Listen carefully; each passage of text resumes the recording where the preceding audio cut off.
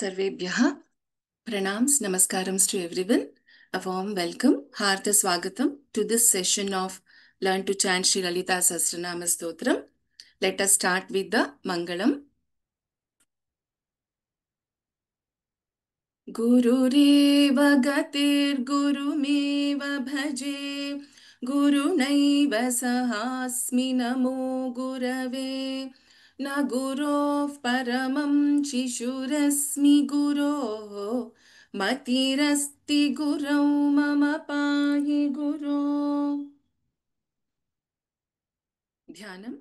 Before we start with the dhyanam, let us meditate, let us contemplate on Devi.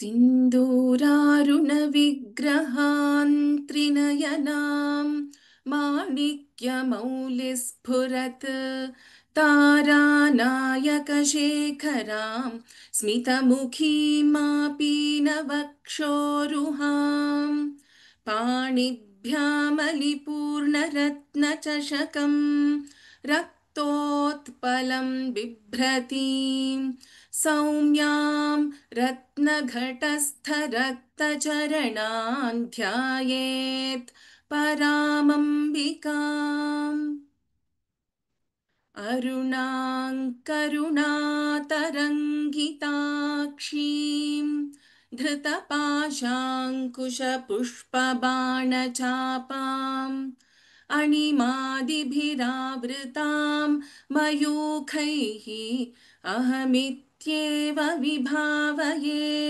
Bhavani ध्यायेत् पद्मासनस्थां विकसितवदनां पद्मपत्रायताक्षीं हेमाभां पीतवस्त्रां करकलितलसद्धेमपद्मां वराङ्गीं सर्वालङ्कारयुक्तां सततमभयदां भक्तनम्रां भवानीं श्रीविद्यां शान्तमूर्तिं सकलसुरनुतां सर्वसम्पत्प्रदात्रीम्. So let us have a revision of what we learnt in the last session. Issue, I will chant from here every verse once. You can repeat after me once. सकुङ्कुमविलेपनामलिकचुम्बिकस्तूरिकां समन्दहसिते क्षणां सशरचापपाशाङ्कुशाम् अशेषजनमोहिनीमरुणमाल्य भूषाम्बरां जपाकुसुमभासुरान् जपविधौ स्मरेदम्बिकाम्. Ishu. सकुङ्कुमविलेपनामलिकचुम्बिकस्तूरिकां समन्दहसिते क्षणां सशरचापपाशाङ्कुशाम् अशेषजनमोहिनीमरुणमाल्यभूषाम्बरां जपाकुसुमभासुरां जपविधौ स्मरेदम्बिकाम्. श्रीमात्रे नमः. श्रीमाता श्रीमहाराज्ञी श्रीमत्सिंहासनेश्वरी चिदग्निकुण्डसम्भूता देवकार्यसमुद्यता. श्रीमात्रे नमः. श्रीमाता श्रीमहाराज्ञी श्रीमत्सिंहासनेश्वरी चिदग्निकुण्डसम्भूता देवकार्यसमुद्यता. उद्यद्भानुसहस्राभा चतुर्बाहुसमन्विता रागस्वरूपपाषाढ्या क्रोधाकाराङ्कुशोज्ज्वला उद्यद्भानुसहस्राभा चतुर्बाहुसमन्विता रागस्वरूपपाषाढ्या क्रोधाकाराङ्कुशोज्ज्वला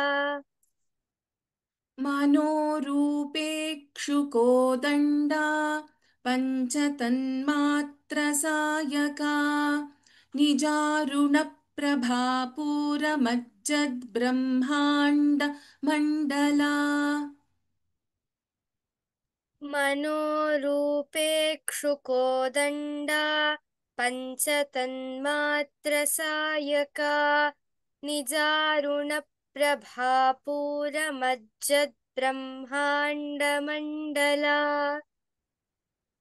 चम्पकाशोकपुन्नागसौगन्धिकलसत्कचा कुरुविन्दमणिश्रेणीकनत्कोटीरमण्डिता चम्पकाशोकपुन्नागसौगन्धिकलसत्कचा कुरुविन्दमणिश्रेणीकनत्कोटीरमण्डिता अष्टमी चन्द्रविभ्राजदलिकस्थलशोभिता मुखचन्द्रकलङ्काभमृगनाभिविशेषका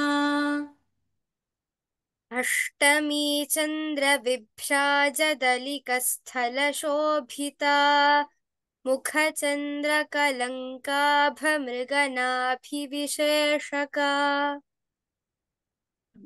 So let's start with the new verse, sixth verse. वदनस्मर माङ्गल्य गृहतोरण Chilika वदनस्मर माङ्गल्य गृहतोरण Chilika वक्त्रलक्ष्मी परिवाह चलन्मीनाभ Lochana. Bha is Mahaprana in the second line. वदनस्मर वदनस्मर वदनस्मर माङ्गल्य माङ्गल्य माङ्गल्य गृहतोरणचिल्लिका गृहतोरणचिल्लिका गृहतोरणचिल्लिका वदनस्मर माङ्गल्य वदनस्मर माङ्गल्य वदनस्मर माङ्गल्य गृहतोरणचिल्लिका गृहतोरणचिल्लिका गृहतोरणचिल्लिका वदनस्मर माङ्गल्य गृहतोरणचिल्लिका वदनस्मर माङ्गल्य गृहतोरणचिल्लिका वदनस्मर माङ्गल्य गृहतोरणचिल्लिका वक्त्रलक्ष्मी वक्त्रलक्ष्मी वक्त्रलक्ष्मी परिवाह परिवाह परिवाह चलन्मीनाभ चलन्मीनाभ चलन्मीनाभ Lochana Lochana Lochana वक्त्रलक्ष्मी परिवाह वक्त्रलक्ष्मी परिवाह वक्त्रलक्ष्मी परिवाह चलन्मीनाभलोचना चलन्मीनाभलोचना चलन्मीनाभलोचना वक्त्रलक्ष्मी परिवाह चलन्मीनाभलोचना वक्त्रलक्ष्मीपरीवाहचलन्मीनाभलोचना वक्त्रलक्ष्मीपरीवाहचलन्मीनाभलोचना वदनस्मरमाङ्गल्यगृहतोरणचिल्लिका वक्त्रलक्ष्मीपरीवाहचलन्मीनाभलोचना वदनस्मरमाङ्गल्यगृहतोरणचिल्लिका वक्त्रलक्ष्मीपरीवाहचलन्मीनाभलोचना वदनस्मरमाङ्गल्यगृहतोरणचिल्लिका वक्त्रलक्ष्मीपरीवाहचलन्मीनाभलोचना Uttamam. Let us move to the next verse. Navachampaka pushpabha. Champaka pushpa. Navachampaka pushpabha. In pushpa we have shanmukha. Sha. Bha is a Mahaprana here. Nasadanda. Nasadanda. Please note there is a difference between this na and the danda na. So this is ta tha da dha na and this is ta tha da dha na. Nasadanda virajita ताराकान्ति तिरस्कारी नासाभरण bha is a Mahaprana akshara. Again bhasura bha is a Mahaprana. Navachampaka pushpabha nasadanda virajita ताराकान्ति तिरस्कारी नासाभरण bhasura. नवचम्पक नवचम्पक नवचम्पक पुष्पाभ पुष्पाभ पुष्पाभ नासादण्ड नासादण्ड नासादण्ड विराजिता विराजिता विराजिता नवचम्पकपुष्पाभ नवचम्पकपुष्पाभ नवचम्पकपुष्पाभ नासादण्डविराजिता नासादण्डविराजिता नासादण्डविराजिता नवचम्पकपुष्पाभ नासादण्डविराजिता नवचम्पकपुष्पाभ नासादण्डविराजिता नवचम्पकपुष्पाभ नासादण्डविराजिता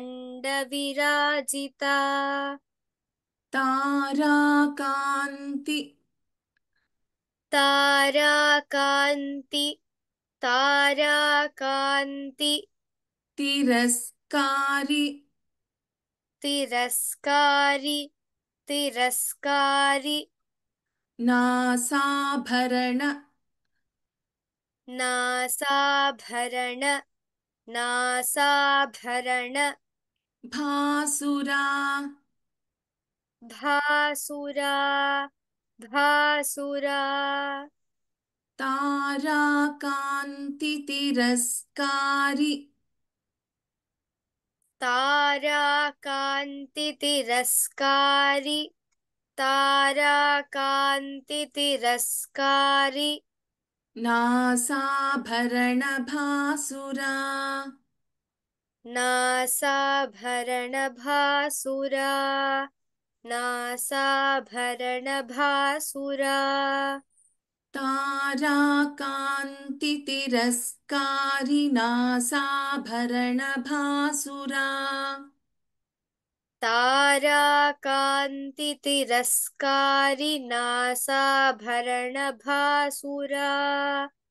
ताराकान्तितिरस्कारि नासाभरणभासुरा नवचम्पकपुष्पाभनासा दण्डविराजिता ताराकान्तितिरस्कारिणासाभरण भासुरा नवचम्पकपुष्पाभनासा दण्डविराजिता ताराकान्तितिरस्कारि नासाभरणभासुरा नवचम्पकपुष्पाभनासा दण्डविराजिता ताराकान्तितिरस्कारि नासाभरणभासुरा Let's go to the eighth verse.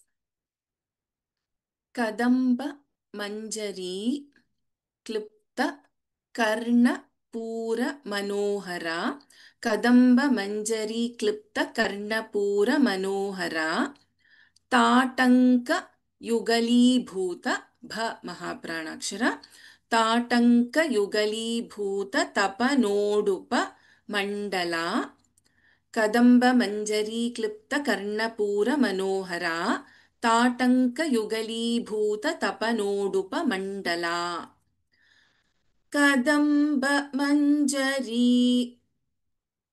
कदम्बमञ्जरी कदम्बमञ्जरी क्लिप्त कर्णपूर क्लिप्तकर्णपूर क्लिप्तकर्णपूर मनोहरा मनोहरा मनोहरा कदम्ब मंजरी क्लिप्त कदम्बमञ्जरी क्लिप्त कदम्बमञ्जरी क्लिप्त कर्णपूर मनोहरा कर्णपूरमनोहरा कर्णपूरमनोहरा कदम्ब मंजरी क्लिप्त कर्णपूर मनोहरा कदम्बमञ्जरी क्लिप्तकर्णपूरमनोहरा कदम्बमञ्जरी क्लिप्तकर्णपूरमनोहरा ताटङ्कयुगलीभूत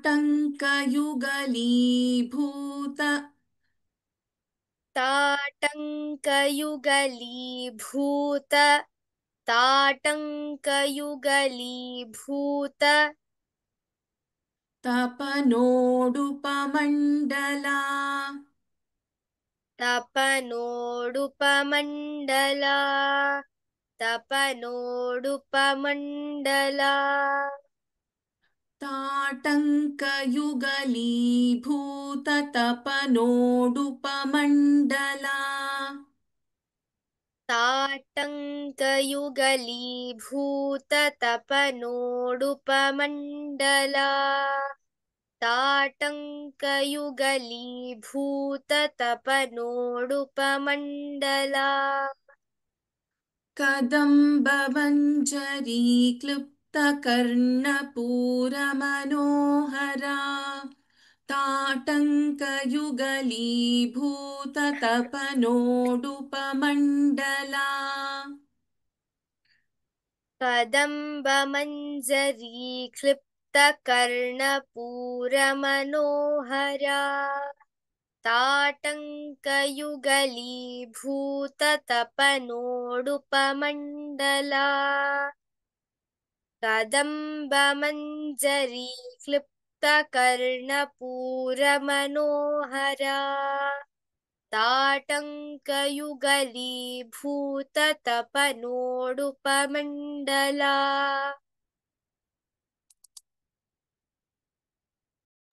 Let us move to the next verse, ninth verse.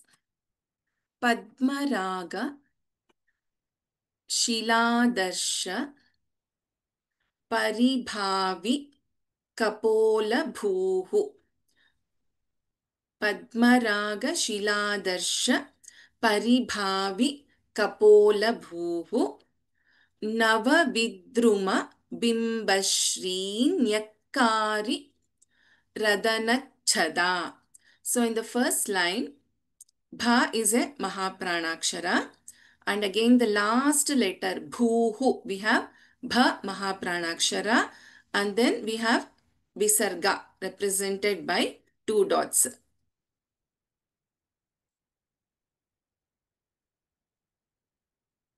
So, Padmaraga Shiladarsha Paribhavi Kapola Bhuhu. Nava Vidruma Bimbashreen. So, Nava Vidruma Bimbashreen Yakkari. In Ya, we have Na and Ya, and then we have double, that is the Ka Samyuktakshara. Nyakkari Radanachada.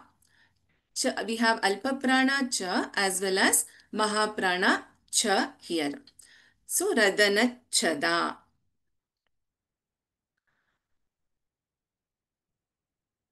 Padmaraga Padmaraga, Padmaraga, Shiladarsha Shiladarsha, Shiladarsha, Paribhavi Paribhavi, Paribhavi, Kapolabhuhu.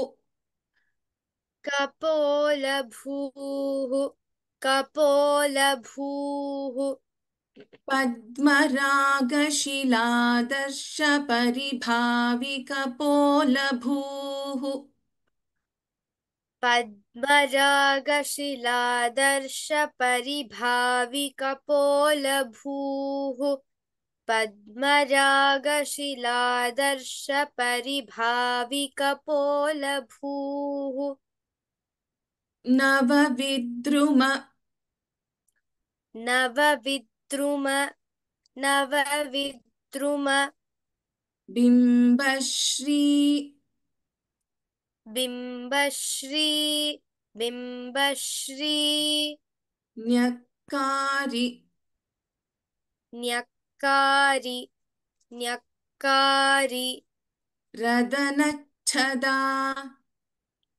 Radanachada, Radanachada, Navavidruma Bimbashri Nyakari Radanachada. Navavidruma Bimbashri Nyakari Radanachada, Navavidruma Bimbashri Nyakari Radanachada, Padmaraga Shiladarsha Paribhavika Polabhuhu. Navavidruma Bimbashri Nyakari Radanachada. Padmaragashiladarshapariभाविकपोलभूः नवविद्रुमबिम्बश्रीन्यक्कारिरदनच्छदा पद्मरागशिलादर्शपरिभाविकपोलभूः नवविद्रुमबिम्बश्रीन्यक्कारिरदनच्छदा So let us stop here and let us move to the meanings part.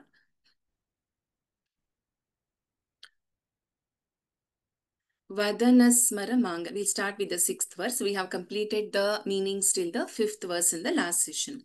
Vadanasmara Mangalya Gruhatorana Chillika Vaktralakshmi Parivaha Chalan Meenabha Lochana.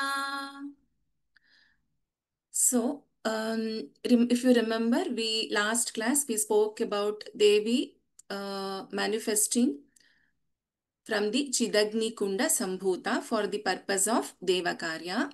And we spoke about her crown and we spoke about her forehead, etc. So now we are talking about the Vadana Mukham. So Vadana means face, Mukham.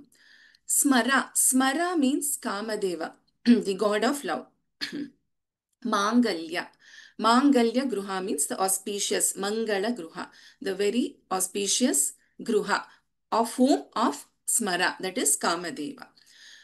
Torana. Torana is something which is usually put as a decoration at the entrance of the house in the archway, right?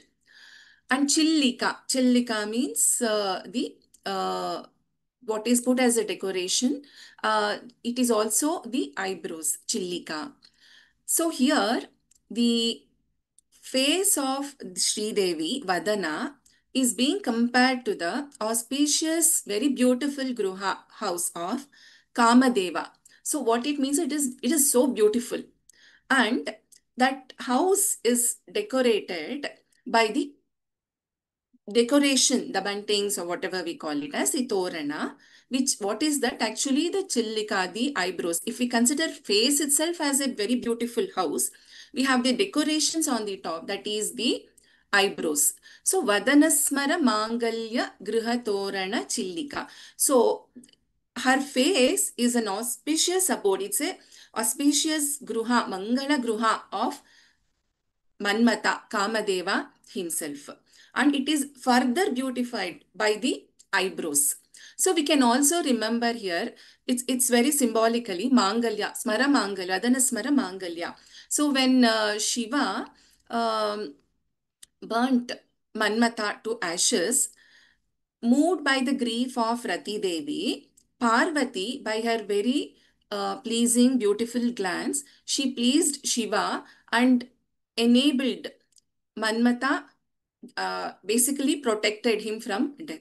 So she gave the Mangalya Bhagya again to Rati. So Vadanasmara Mangalya Gruhatorana Chillika is symbolically Mangalya Pradayaka, that is Saubhagya Dayaka Devi. Her face itself is the Bhagya Pradayaka. So it is decorated and it is so auspicious like the abode of Kamadeva. Vaktra Lakshmi. Vaktra means again the face, Mukham.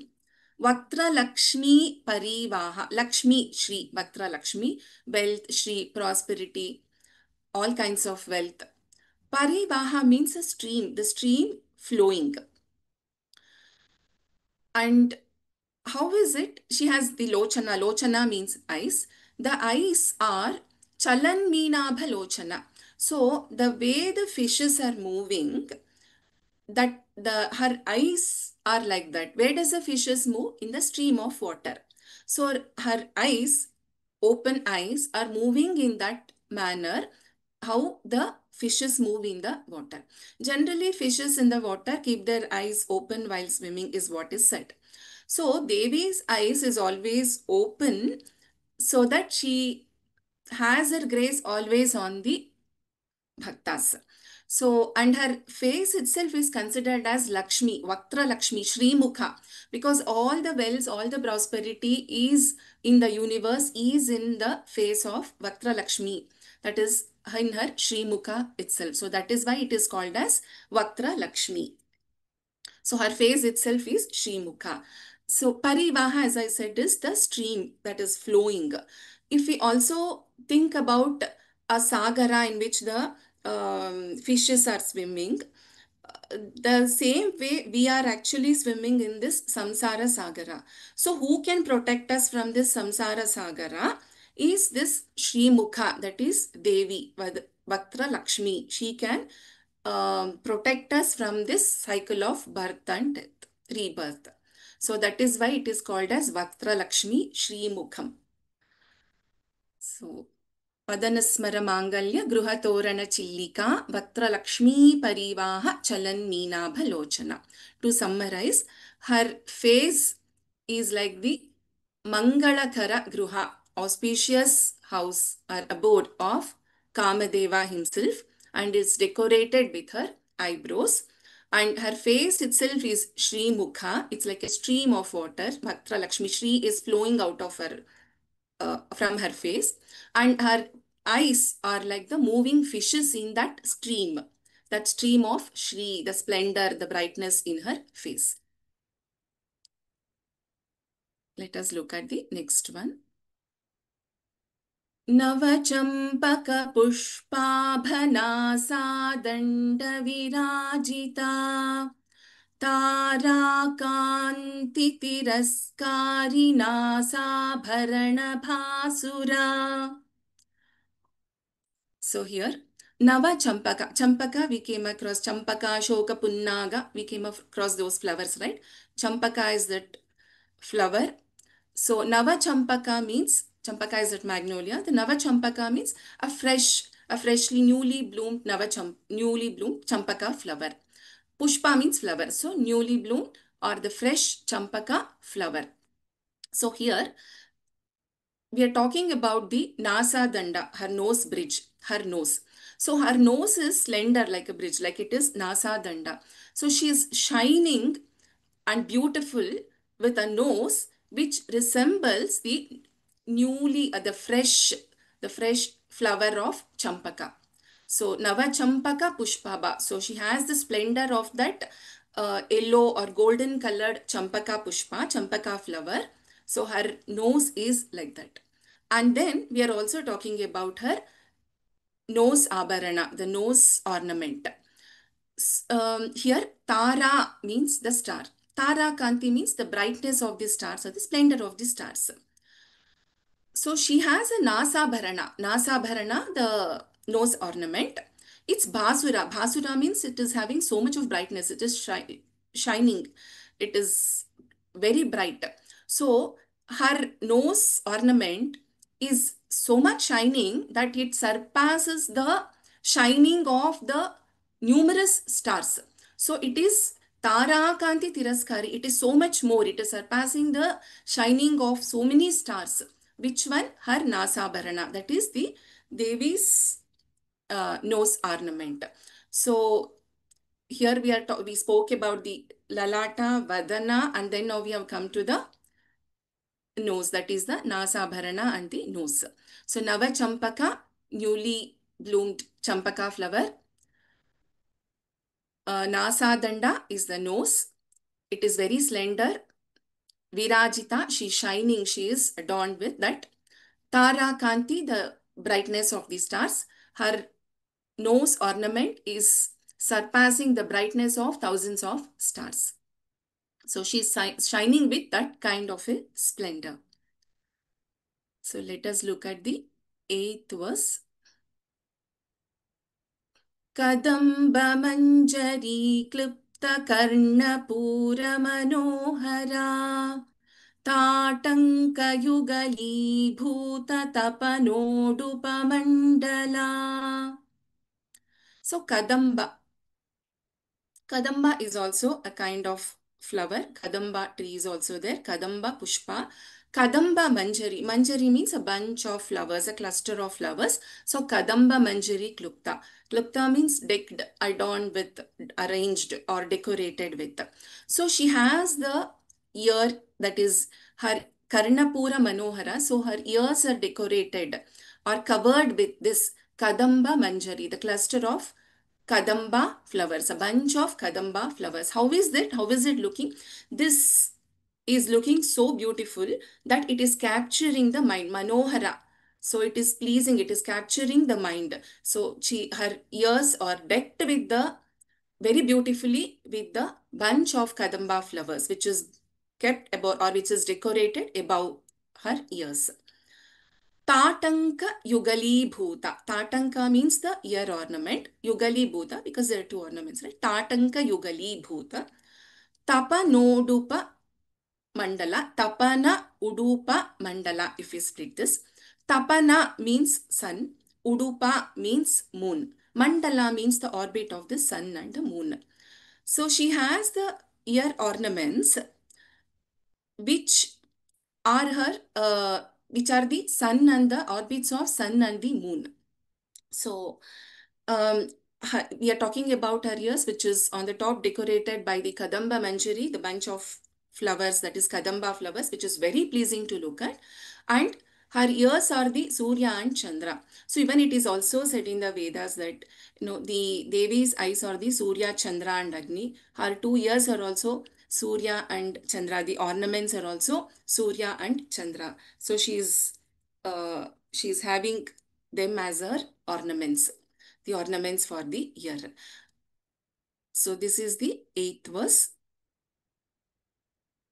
Ninth.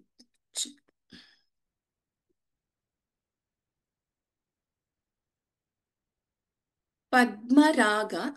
Let me chant this verse first. Padmaraga Shiladarsh Paribhavi Kapola Bhuhu Navavidruma Bimba Shreenyakari Radanachada. So Padmaraga, we all know now from the last session, it is a ruby. Shila means stone. Padmaraga, ruby. Shila means stone. Shila, Adarsha. Shila, Adarsha. If we split this, Shila and Adarsha. Adarsha means the mirror, Darpana.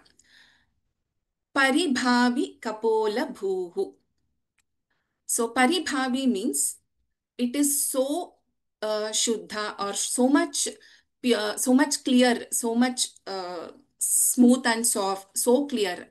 So what is it so clear? Like a Padmaraga Shila Adarsha, that is her Kapola, that is the cheeks. The cheeks of the Devi are so clear that it is like a mirror which is made of from this Padmaraga. Padmaraga Shila itself is a very precious stone, the ruby. And imagine a Shila, the mirror which is formed from this Padmaraga Shila, and her cheeks are like that. Symbolically, what it represents is her cheeks are actually winning over, or it is so much clear and parishuddha than the mirror which is made of Padmaraga. And then we have Nava Vidruma Bimba. Nava means it is new, Nutana Nava. Nava Vidruma Bimbashrin. Vidruma means the corals. It's also a kind of stone, jewel, gem. Bimba phala is there. That is a bimba fruit, which is a reddish colored. It's like a cherry. Even ivy god is also the bimba phala. So whenever we have to compare something in reddish color, usually these terms are used, Vidruma and Bimba. Vidruma is the coral mani, the coral, which you all might know. So the Shri, the brightness or the splendor of the reddish hue color of these two are put to shame. That means the Radhanachada means the lips of Devi is putting to shame the color of these two. Which are these two? The fresh or new corals and the bimba pala, the bimba fruit. So such is the beautiful, or such is the beauty and the red hue, the red shine of Devi's lips. So in this verse, we are talking about her cheeks, which is so much clear that it is much clear, as you cannot compare it to even to the mirror which is made of Padmaraga Shila, the stone of Padmaraga, the ruby, and her beautiful red lips puts to shame the Navavidruma, the new coral, and the fresh Bimba Phala. So you might have come across in many kavyas where the anything reddish, very beautiful, being referred to these two items, corals and the Bimba Phala. So, but these are put to shame when you compare it to the Sri Devi's lips. So that is what this verse means.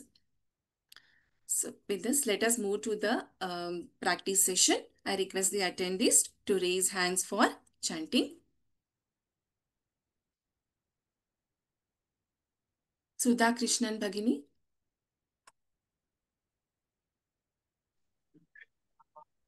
Hari Om. Can you please chant this, Hari Om? Padana smara mangalya griha torana chillika वक्त्रलक्ष्मी परिवाह चलन्मीनाभलोचना Tamam. Before I move to the next attendee, just want to address couple of questions. Uh, I get lot of messages that we are not able to unmute. That's because by the tool you would be by default on mute. So unless I unmute you, you would not be able to mute yourself. Um, that is one. And I know I also got a lot of messages that our names have not been called for practice session. My humble request to all of you is I will try to call as many names as possible in the class. Uh, but keeping in mind the time constraint of 1 hour in the class now, so it is difficult to call out all the names of the people who have lifted their hands for practice. So for this reason, we will also have a separate practice session where I'm sure all of you will get an opportunity to chant. So please do not mind if I'm not able to call out your name. It is not intentional, and it is just that the way I see the names, because the names are generally not in any particular order. So the way I see, that's how I'll be calling out the names. So while I'll be trying to remember whose name, the names which I've called in the last class and trying to skip. So another request I have is, in case if you have got an opportunity to chant in the last class, in the very immediate class, please do not raise hands so that the new people who haven't got an opportunity will get a chance to um, to practice, chant and practice. So if you have already chanted in the previous 2 classes, please lower your hands so that others will get an opportunity. Thank you for the understanding. So let's move to the 7th verse. Lavanya Bhagini.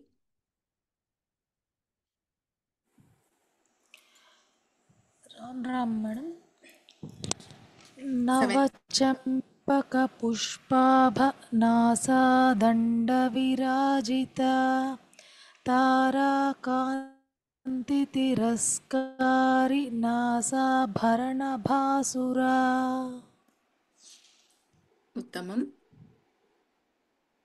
Let me move to the 8th verse. Archana Giri.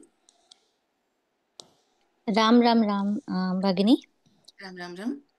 कदम्ब मंजरी क्लिप्त कर्णपूर मनोहरा ताटंग युगलीभूत पंडोपमंडला. I will teach once, you can chant after me. Okay ma'am.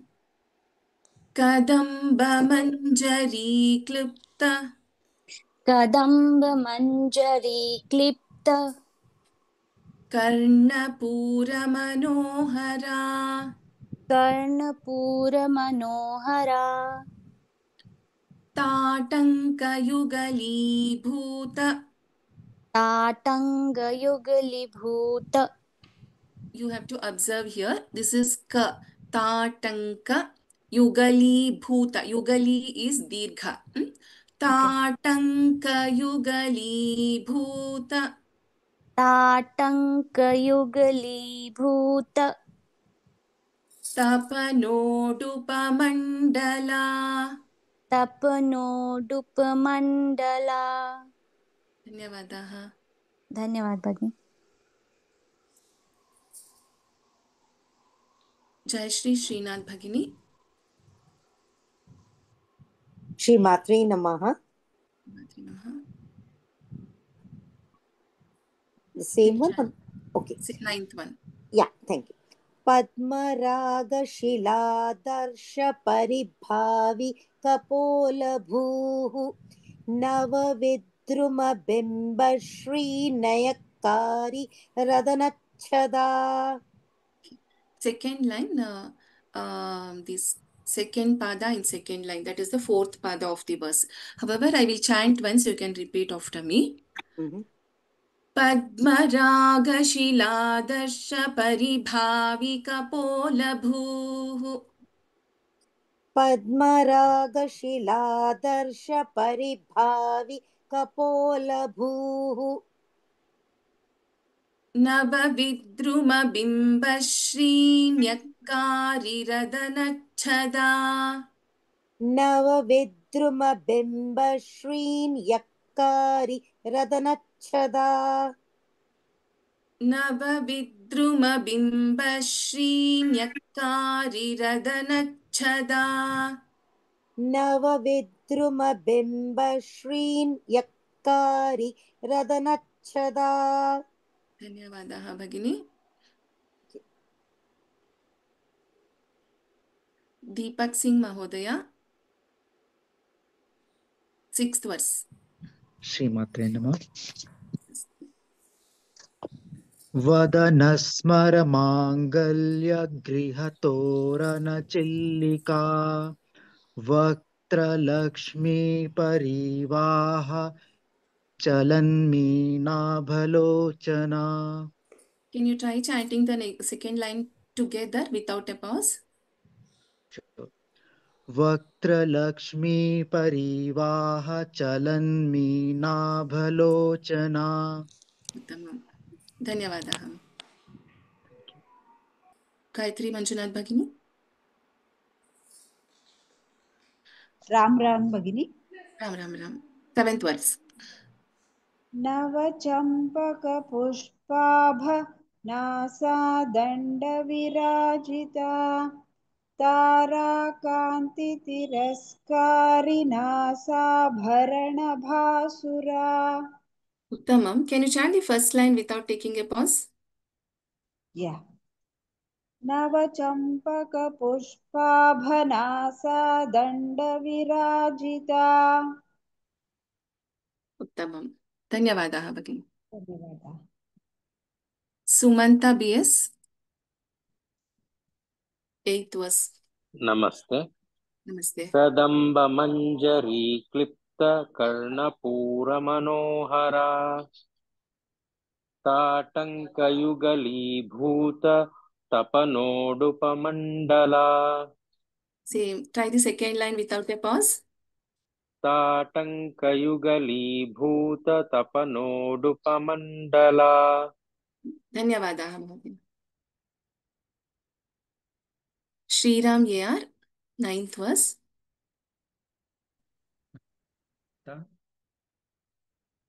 पद्मरागशिलादर्शपरिभाविकपोलभूः नवविद्रुमबिम्बश्रीन्यक्कारिरदनच्छदा। Mahodaya, can you chant the first line again, please? पद्मरागशिलादर्शपरिभाविकपोलभूः Second line also. नवविद्रुमबिम्बश्रीन्यक्कारिरदनच्छदा। धन्यवादः महोदय। धन्यवादः। ज्ञानेश्वरी भगिनी, 6th verse. 6. नमस्ते। नमस्ते। वदनस्मरमाङ्गल्यगृहतोरणचिल्लिका वक्त्रलक्ष्मीपरिवाह चलन्मीनाभलोचना। I don't know if it was a network or what. The second line is not clear to me. Could you chant again, please? वदनस्मरमाङ्गल्यगृहतोरणचिल्लिका वक्त्रलक्ष्मीपरिवाह चलन्मीनाभलोचना। धन्यवादः भगिनी। महेश जगदीशन महोदय, 7th verse. Ram Ram Ram. Ram Ram Ram. नवचम्पकपुष्पाभनासा दण्डविराजिता ताराकान्तितिरस्कारिणासाभरणभासुरा। उत्तमं, धन्यवादाः। शारदा भी भगिनी, 8th verse.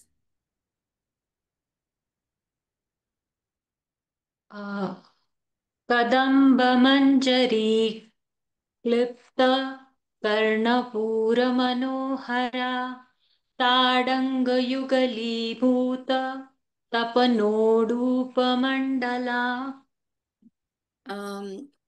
It's one of the common things. It's not just with one person. It usually happens. It's not just with Sharada Bhagini. So we are influenced by our regional language, right? So we have to be very conscious when we come across these words. Like we should not pronounce it as ga, ta as something else. So tatanka it is. And whenever, like for example, tapa no dupa, tapa no dupa. So the short vowel and long vowel need to be observed very carefully. I will chant once, Bhagini. You can repeat after me. And also, one more important thing is the first around 40 verses are long names and little bit complex in Lalita Sahasranamam. I don't say complex, but it is since it's long, we might find it little difficult to chant in one go also.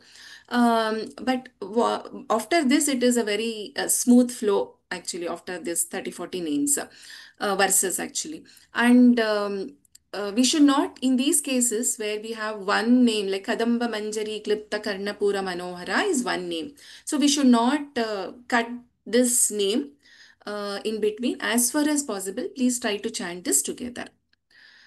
Kadamba Manjari Klipta Karnapura Manohara. कदम्बमञ्जरी क्लिप्त कर्णपूरमनोहरा One go. No stop after Klipta. Kadamba Manjari Klipta Karnapura Manohara. कदम्बमञ्जरी क्लिप्त कर्णपूरमनोहरा ताटङ्कयुगलीभूततपनोडुपमण्डला. ताटङ्कयुगलीभूततपनोडूपमण्डला It's not nodupa, it is nodupa. नोडु Tapanodupamandala. तपनोडूपमण्डला Tapanodupamandala. तपनोडूपमण्डला Listen carefully. It is udupa, okay? So it is not udupa, it is udupa. Tapanodupa.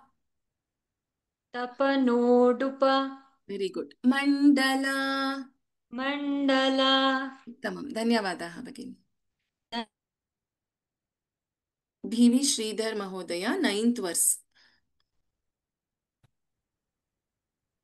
पद्मरागशिलाधर्ष परिभाविकपोलभूः नवविद्रुमबिम्बश्रीन् यक्कारिदनच्छदा.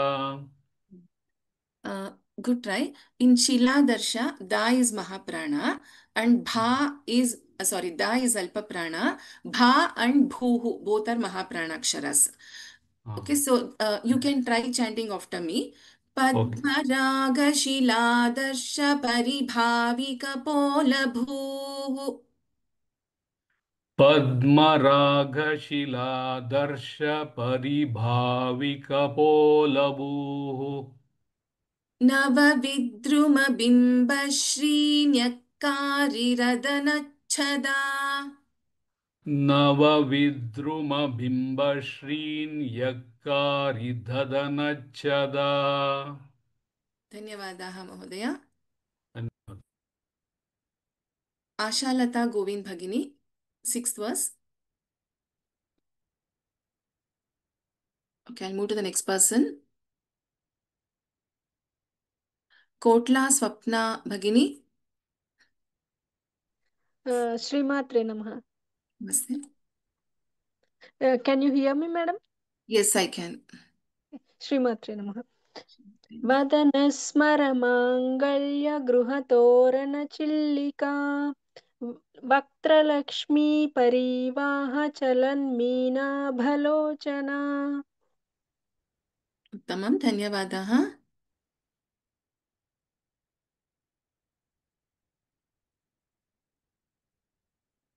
Subramanyam Krishna Murthy Mahodaya, 7th verse. Subramanyam. I've unmuted you, Subramanyam Krishnamurthy Mahodaya. Okay, I'll move to the next person. Nandini N.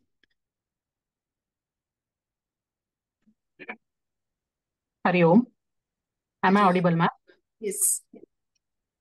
नवचम्पक पुष्पाभनासा दण्ड विराजिता ताराकान्ति तिरस्कारी नासाभरण भासुरा.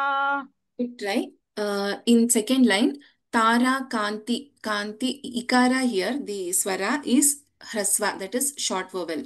Tara Kanti Tiraskari. So that is how we should take. And then don't take a pause after Tiraskari. Tara Kanti Tiraskari Nasa Bharana Bhasura. Can you try the second line? Yes, ma'am. ताराकान्ति तिरस्कारी नासाभरण भासुरा. Good try. Just focus on the swara, the hrasva and dirgha. Wherever it is short vowel, we need to chant it accordingly. Dhanyavadaha, Bhagini. धन्यवाद. Sharat Mahodaya, Sharat Kurg, 8th verse.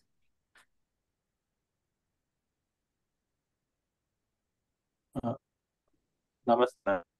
Namaste. मंजरी क्लृप्त कर्णपूरमनोहरा ताटङ्कयुगलीभूत तपनो डूपमण्डला. Dhanyavadaha, Mahodaya. धन्यवादः. Shashidhar Mahodaya, 9th verse. Shri गुरुभ्यो नमः madam.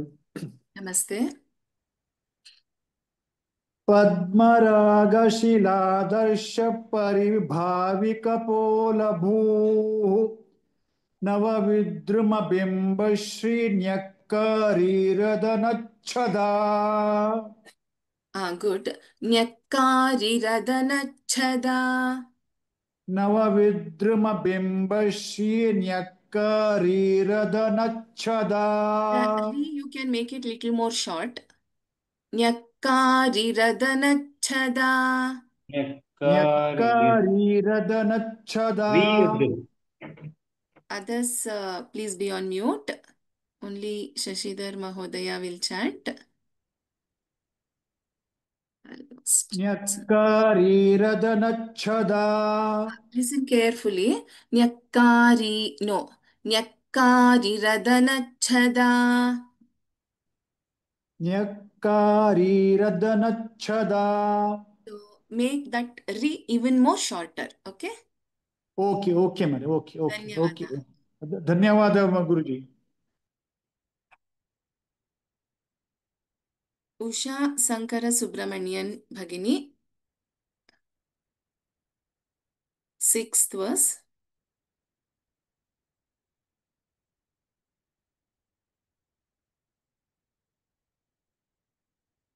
Okay, I'll move to the next person.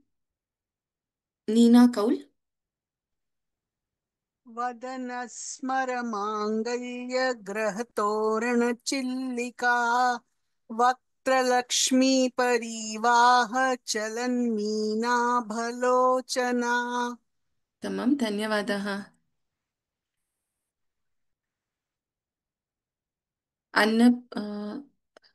Sorry, let me just. Tanuja Shrikant, 7th Jai Shri verse. Krishna. Yeah. Am I audible, Guruji? Yes. Navachampaka push. I'm not able to hear you now, Bhagini. Pushpabanasa danda virajita Tarakanti tiraskari nasa bharana bhasura. Can you chant again, please? First full shloka. Both. Yes. Oh, okay. Navachampaka pushpabhanasa danda virajita Tarakanti tiraskari nasa bharana bhasura. Dhanyavadaha, Bhagini. Pavana Ragothaman, 8th verse. कदम्बमञ्जरी क्लिप्तकर्णपूरमनोहरा ताटङ्कयुगलीभूत तपनोडुपमण्डला Sundari Bhagini, the next ninth verse. ಧನ್ಯವಾದः ಪಾವನ ಭಗಿನಿ. ಸುಂದರಿ ಭಗಿನಿ, I have unmuted you. BT Sundari.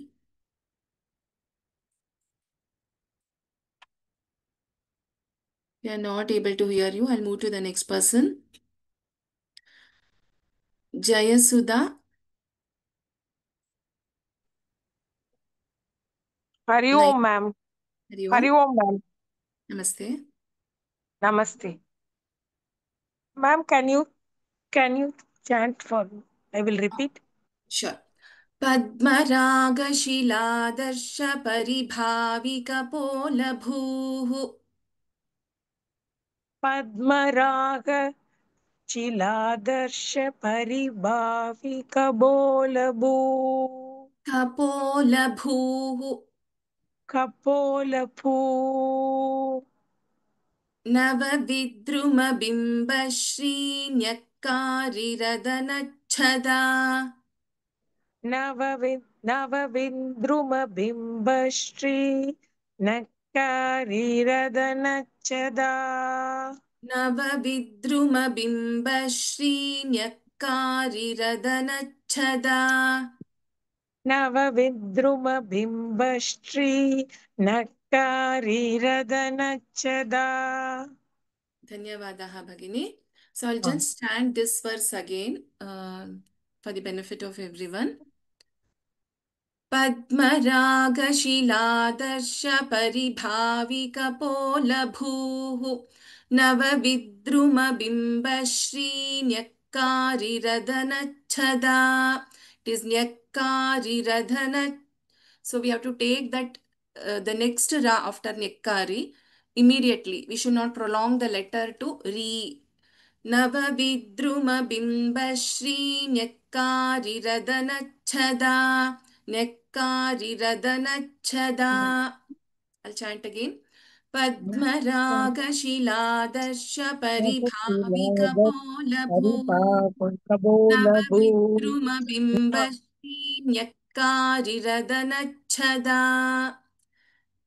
Dhanyavadaha to everyone. Let us do the Mangalam. Everyone chanted very well. Let us meet on Tuesday again.